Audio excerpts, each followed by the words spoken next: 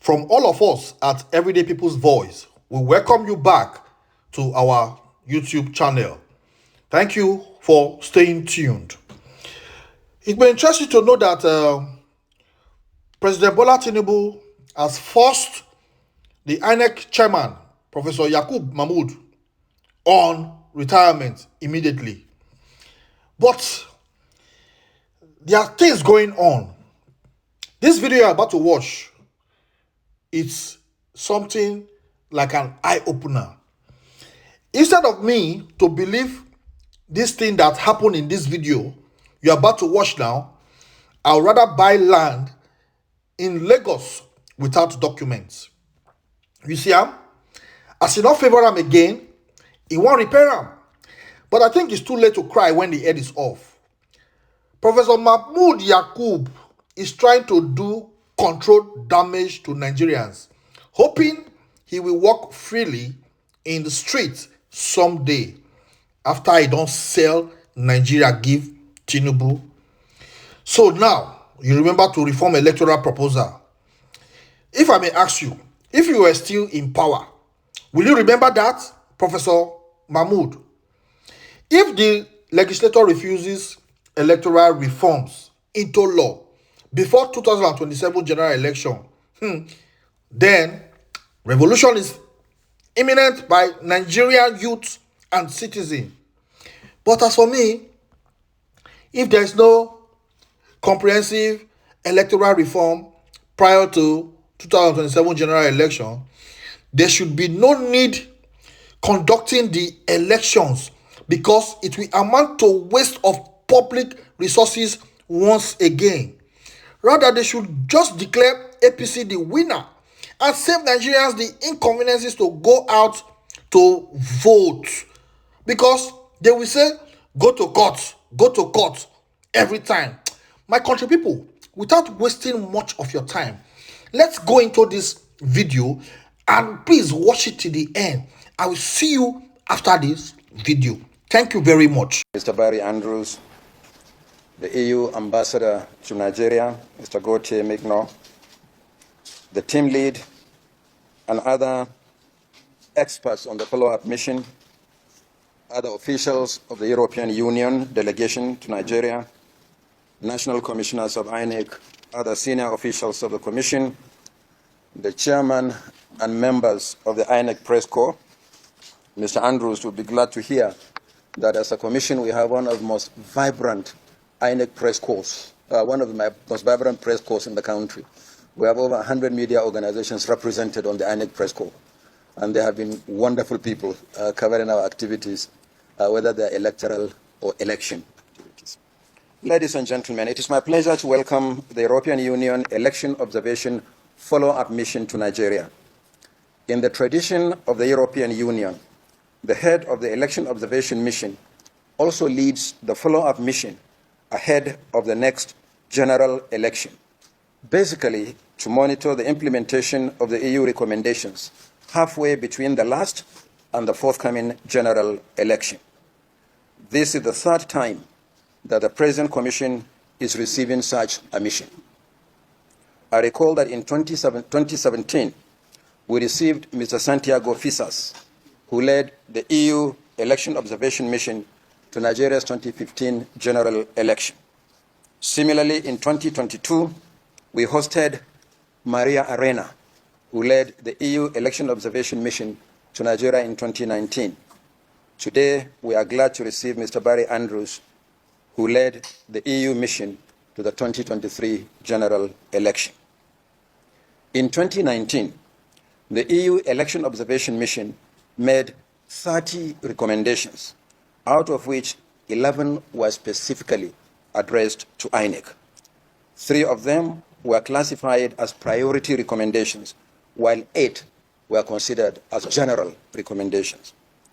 By comparison, your 2023 report made 23 recommendations, out of which 8, that is 34.8%, require action by INEC, of which only 1 recommendation is listed as priority. The remaining 15 recommendations, that is 65.2%, out of which 5 were categorized as priority, require action by the executive, legislature, and the judiciary, political parties, and multiple stakeholders such as civil society organizations, the media, and professional bodies. The Commission has carefully considered all the 8 recommendations specifically addressed to us in your report. Action has been taken on aspects of the recommendations that only require administrative action to implement. Similarly, action is being taken on cross-cutting recommendations that require collective action between INEC and other bodies and stakeholders, while waiting for the conclusion of the ongoing legal review by the National Assembly on the recommendations that require legislative intervention. To this end, the Commission has prepared a detailed response to each of the 8 direct observations which we shared with you at this meeting. If time permits later, when we go into the working session, we can go over each of the recommendations as suggested by Mr. Andrews. I must add that your recommendations, along with similar reports from other national and international election observers, were the subject of wide-ranging consultations with critical institutions and stakeholders during our own review of the 2023 general election. The review report contains 142 recommendations for electoral reform. In addition, the Commission has published our main 2023 general election report over a year ago. The main report for the election, as well as our review reports, are already available from our website. As you are aware, election is a process governed by law. Many of your recommendations require the review of our electoral laws or the Constitution of Nigeria. For this reason, the Commission has interfaced with our National Assembly, including a retreat with the Joint Committee on Electoral Matters, the Senate and the House committees, way back in April in Lagos. On this note, I would like to appeal to the National Assembly for an expeditious consideration of the electoral reform proposal. An early passage of the law is critical to our planning for elections. Uncertainty over the legal framework for the election can unsettle the work of the Commission as election draws nearer. For instance, the Commission cannot conclude work on the regulations and guidelines for elections unless and until the law is passed. Similarly, we cannot proceed with a manual to govern the training of election duty officials unless there is clarity and certainty on the electoral legal framework. I'm confident that the National Assembly is working on that. So we look forward to the next EU election observation mission for the 2027 general election. As you are aware, and as you said, Mr. Andrews, international election observation missions are deployed on the invitation of INEC. I want to reassure you that we'll continue to engage with you. Very soon, the Commission will send out invitations to the European Union, as well as the Commonwealth, the African Union, and ECOWAS for the 2027 general election. We believe that the recommendations arising from your observation of our election and electoral process help to improve the quality of our elections and electoral activities. Let me once again welcome you to the Commission and welcome you to Nigeria. And let me also appreciate the support of the European Union through the EU support to democratic governance in Nigeria. I want to assure the EU ambassador that we will continue to deepen this partnership. So I thank you very much for coming on this follow-up mission, and we'll discuss more when we go into the working session.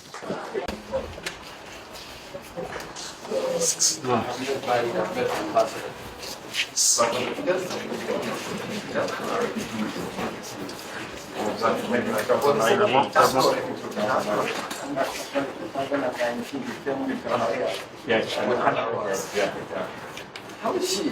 Oh, she's very well. I think I own a brown restaurant in Oslo. Next time I'll go to She's killing us. Yes.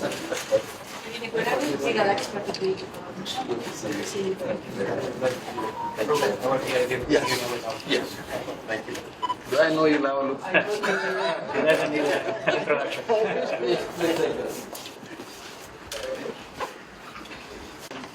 Convocation.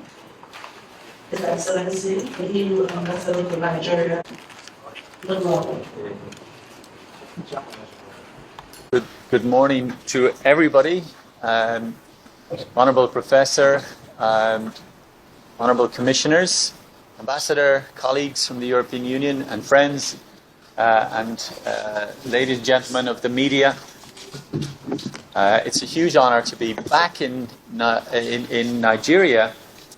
I was appointed the Chief Observer for the European Election Observation Mission by the High Representative Vice President Borrell in 2023, following an invitation from INEC to the European Union to establish an election observation mission for the 2023 general election. And in terms of scale, of not just financial but personnel, it was one of the largest ever European Union election observation missions, which I think reflects the importance of the relationship between the European Union and Nigeria, but also the importance of Nigeria, not just in the region, but internationally. And we were very much delighted to take up the invitation for the 2023 general election, having done so at every general election since 1999. So we're really delighted to have taken up that invitation. So now we are following up, which is the traditional pattern for election observation. And we are here for the last, I'm only here since this morning, but my team have been deployed here for the last 3 weeks and will remain for a further week as part of this electoral observation mission. So what we are here to do is to look at the recommendations that flowed from the overall mission that were contained in the final report of the mission back in 2023. And we are very happy to see that there has been very significant progress against these recommendations. We recognise that there are certain time constraints, both in terms of judicial reform as well as administrative reform, and of course constitutional reform, which is somewhat more difficult. But we are making all of these recommendations against international standards that the EU, that Nigeria, that most countries have signed up to. And so we are part of an overall international election observation ecosystem that has really served to buttress democracy, to support democracy, not just here in Nigeria, not just in Africa, but across the world and in Europe as well. And I'm happy to say, as an Irishman, we've had Nigerian election observation teams in Ireland for our presidential election, and we welcome them, we warmly welcome them and their constructive observations. And we are here in that same spirit, Professor, as part of our follow-up mission.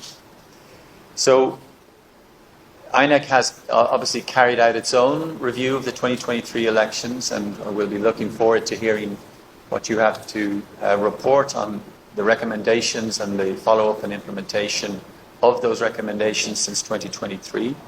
There are specific areas that require legislative action that I've referred to in my opening comments, and we'd be delighted as a team to hear from you about what progress has been made and what concerns you have about obstacles in the future, and particularly around constitutional change, which is obviously a little bit more difficult. There have been off-cycle governorship elections in the meantime since 2023, so we'd be keen to hear what changes were applied for those elections. And again, just to hear from you about what steps have been taken and can be taken to improve transparency around the publication of results, which is a part of our recommendations. So with that, once again, on behalf of our small team, we're really grateful for the invitation and the cooperation with INEC, which has been outstanding over the last few weeks. I want to thank our own EU delegation for facilitating our visit as well, and to thank the Commission for hosting us this morning for this exchange.